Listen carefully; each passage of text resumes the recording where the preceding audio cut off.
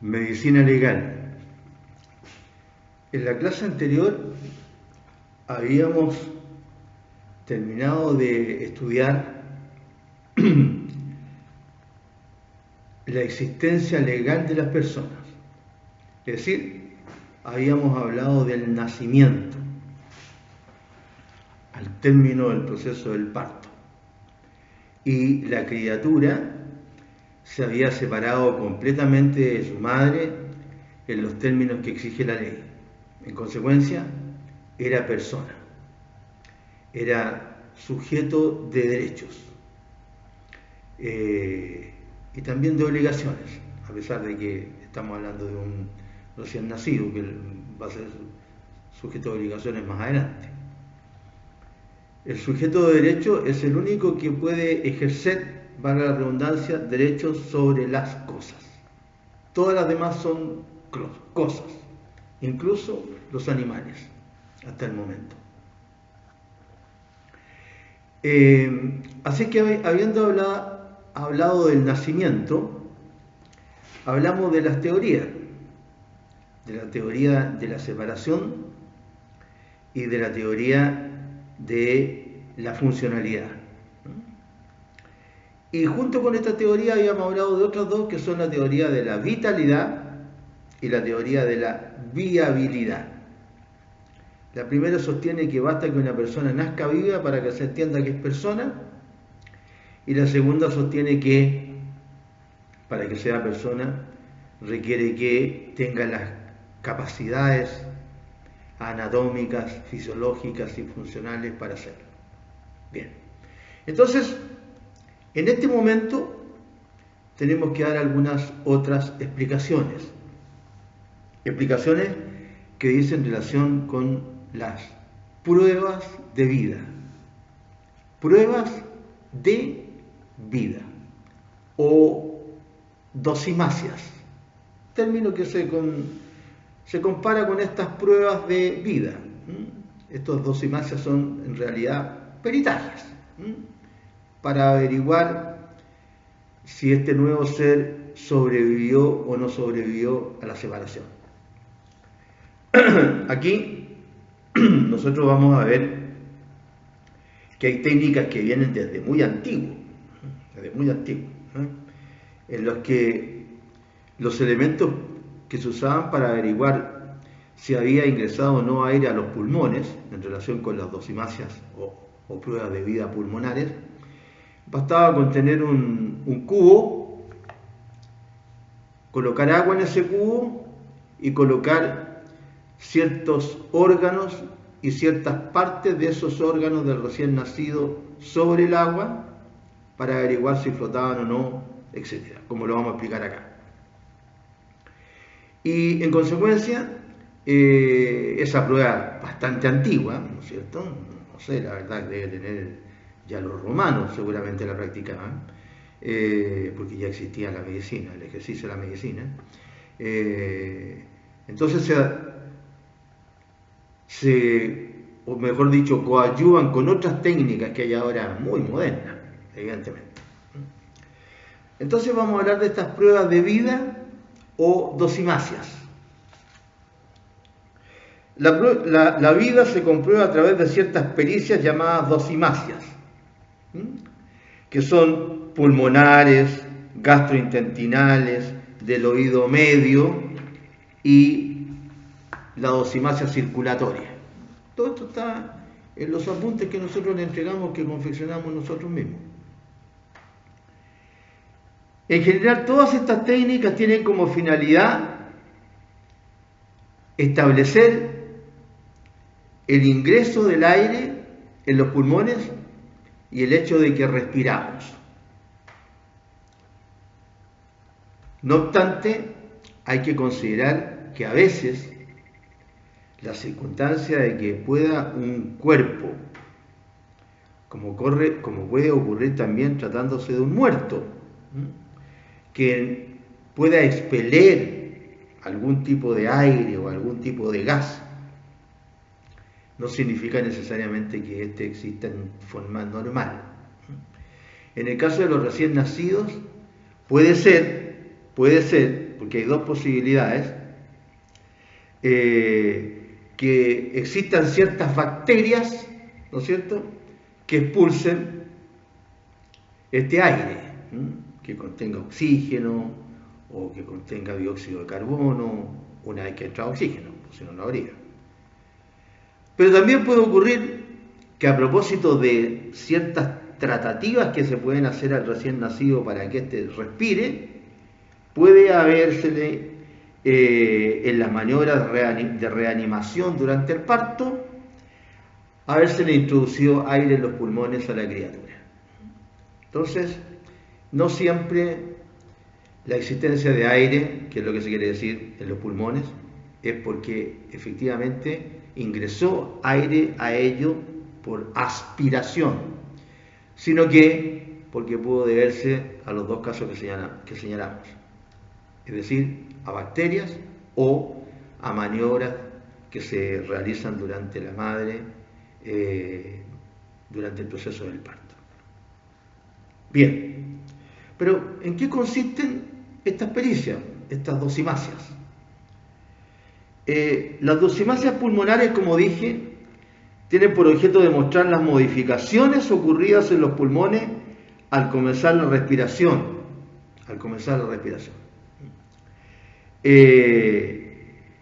Y hay de dos tipos. La dosimacia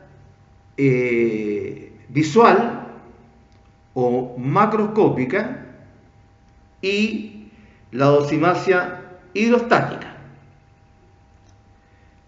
La dosimacia visual, como su nombre lo indica, consiste en observar los pulmones de la criatura.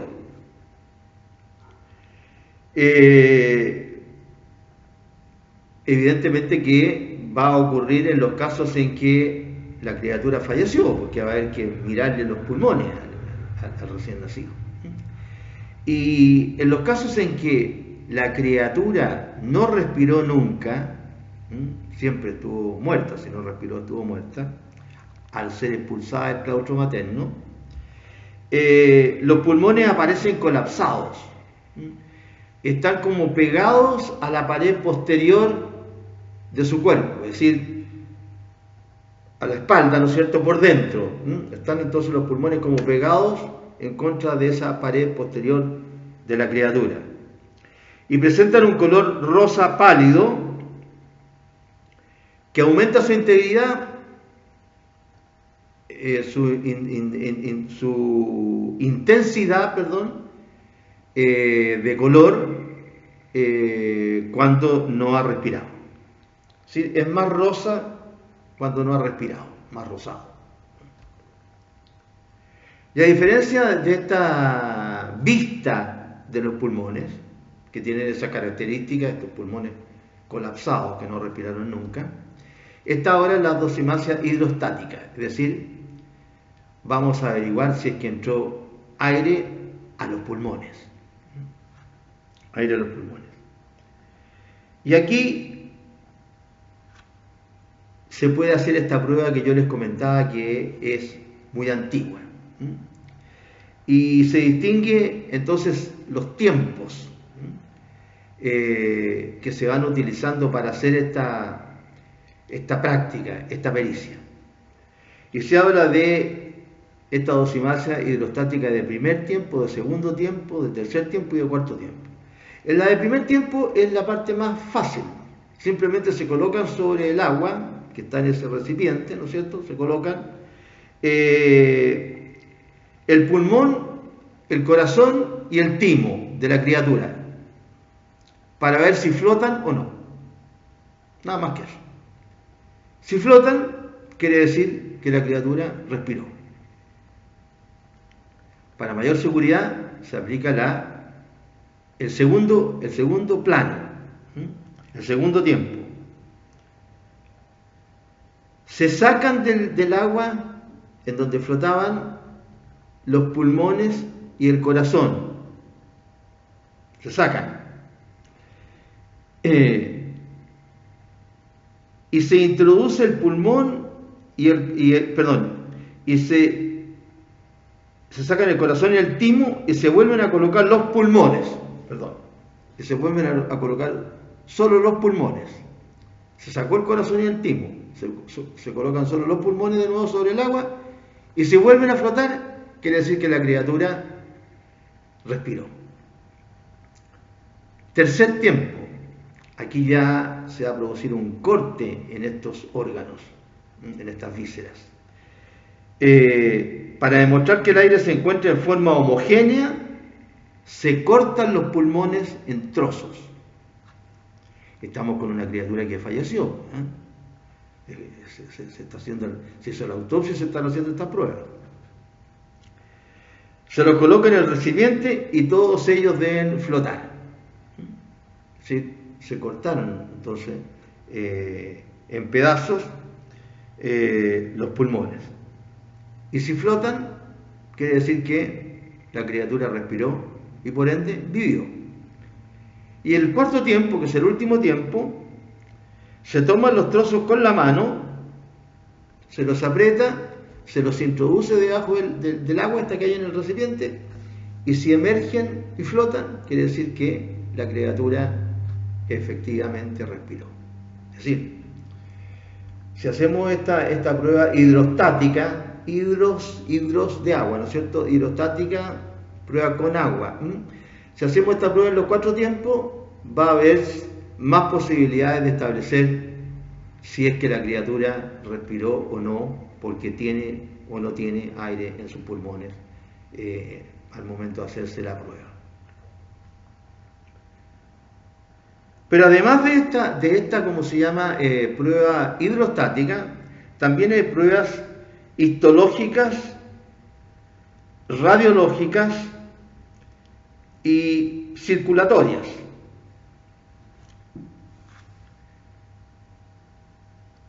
La dosimasia histológica consiste en sacar un trozo de pulmón y mirarlo al microscopio. Es decir, acá ya estamos hablando de una técnica moderna, ¿no es cierto? Se mira algo al microscopio. Y si se aprecian cambios histológicos, la histología es la ciencia médica, ciencia de la biología, ciencia médica que estudia los tejidos. Entonces, se saca un pedazo, ¿no es cierto?, de pulmón y si se aprecian cambios en el pulmón, quiere decir entonces que la criatura respiró. Hay cambios en el pulmón, eso se aprecian al microscopio. Se están estudiando los tejidos y los tejidos se estudian al microscopio.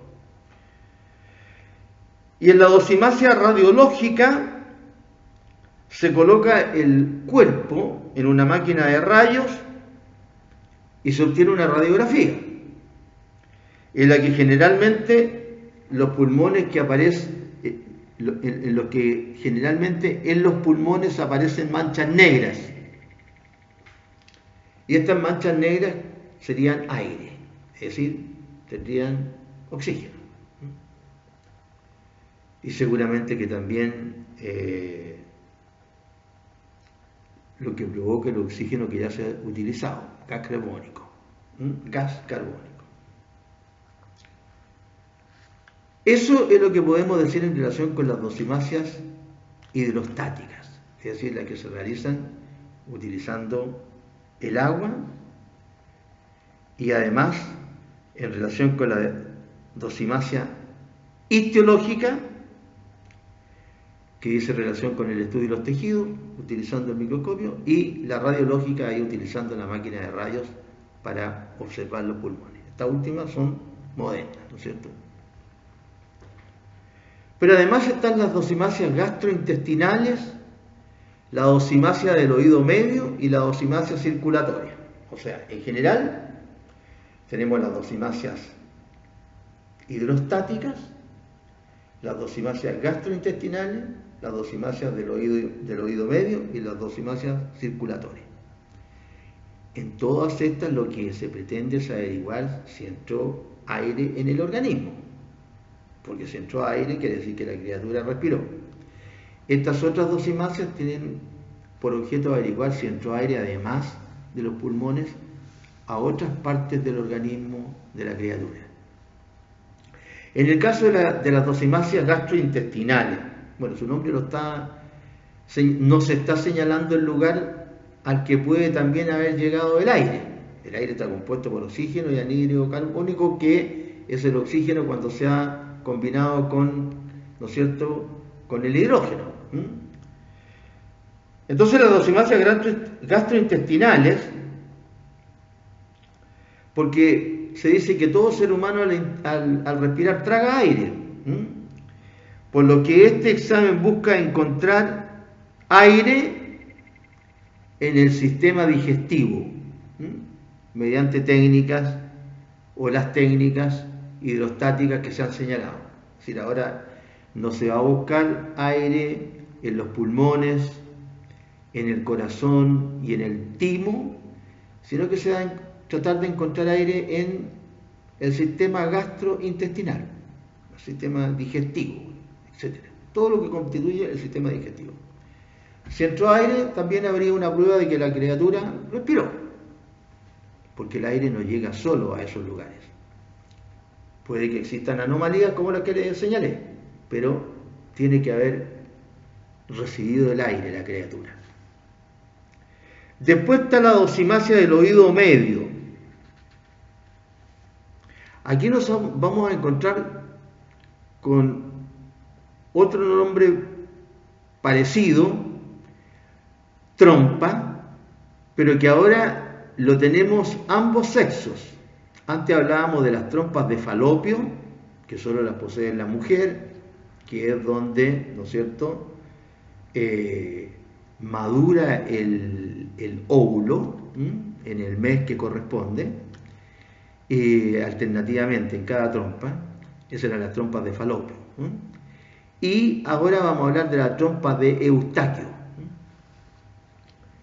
Esta trompa la tenemos hombres y mujeres. Unión entonces del oído medio con la faringe. Ese es el trabajo que hace la trompa de Eustaquio, unir el oído medio con la faringe. Entonces, si una criatura respira, va a introducir aire a través de esta trompa al oído. ¿A cuál oído? Al oído medio. No nos olvidemos que el oído, bueno, todo el organismo humano está dividido en segmentos, etc. Acá parece como se llama que es una prueba un poco macabra, pero normalmente me imagino que se la guía a los recién nacidos que al parecer están fallecidos. ¿Por qué? Porque para averiguar si se introdujo aire al oído medio a través de la trompa de Eustaquio, se va a introducir la cabeza de esta criatura en un recipiente con agua. La cabeza de la criatura en un recipiente con agua. Se supone que la criatura está muerta. Se le van a pinchar luego, se le va a sacar la cabeza seguramente, se le van a pinchar los tímpanos, se le van a pinchar. Y si salen burbujas, estando con la criatura de nuevo adentro, ¿no es cierto?, creo yo, pues salgan las burbujas en el agua, ¿no es cierto?, es porque hubo aire y el menor respiró. Claro, da la idea de que esta como se llama técnica se utiliza cuando la criatura parece que ya está muerta, pobrecita. Y también la última pericia, la última dosimacia para establecer si la criatura respiró o no, es la dosimacia circulatoria. En el fondo, para averiguar si llegó aire a la sangre. Aquí esta dosimacia circulatoria se produce cuando la criatura ha respirado, encontrándose en las arterias sangre con oxígeno, mientras que por las venas sale del pulmón sangre con anhídrido carbónico. Por las arterias va la sangre con oxígeno, que lo lleva al corazón, y por las venas regresa sangre con anhídrido carbónico. Derivado de esto, la importancia de los gritos y movimientos del recién nacido. Es consecuencia entonces esta entrada del aire al aparato circulatorio, el que provoca entonces el grito o los gritos, que es como clásico así de que la criatura lo haga, parece que ahora ya no lo hace mucho o ya no se comenta mucho ese hecho. Antes era una forma de averiguar, seguramente cuando era más rudimentaria el ejercicio de la medicina, sería una forma de averiguar si la criatura había vivido o no. Normalmente el asunto de los gritos. Muchas criaturas que no gritan, respiran normalmente, ¿no? Pero parece que deriva de eso, según lo que nos está diciendo la ciencia médica. Es decir, la circunstancia del ingresado del aire al aparato circulatorio hace que la criatura, o mejor dicho, se le provoque a la criatura esta reacción de gritar. Bien, con esta última técnica para averiguar si la criatura vivió o no, damos por cerrado entonces este capítulo que tiene que ver con la fecundación y el nacimiento. Y nos correspondería, dentro del estudio de las etapas del ser humano, ¿cierto?, dentro de la antropología del ser humano, nos correspondería seguir con la muerte. Pero la muerte la vamos a estudiar más adelante, cuando estudiemos la medicina legal tanatológica. Así es que la dejamos reservada, el estudio de la muerte, del cadáver, para ese momento. Bien.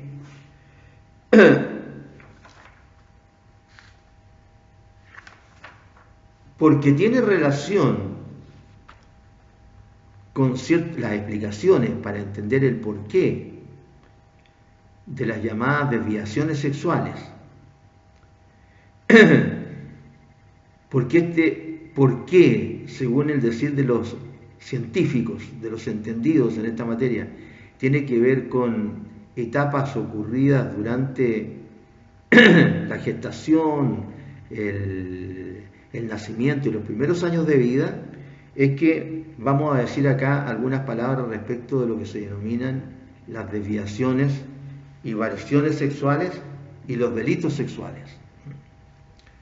Hay temas que se han ido incorporando en los últimos tiempos a la medicina legal porque antes se sancionaban o no se sancionaban, o en algunos países simplemente no se decía nada respecto de algunos delitos sexuales, por ejemplo, de prácticas sexuales, y ahora hay más preocupación por estas conductas.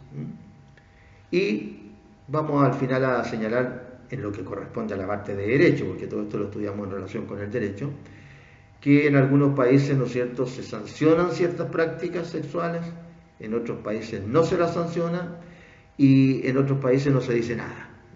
Se hace como un lado a la gente, nomás del punto de vista jurídico, y no legisla al respecto. ¿Y por qué lo vamos a tratar acá? Como digo, porque es interesante hablar de algunas cuestiones que se dice, según los entendidos, que algunas de estas situaciones anormales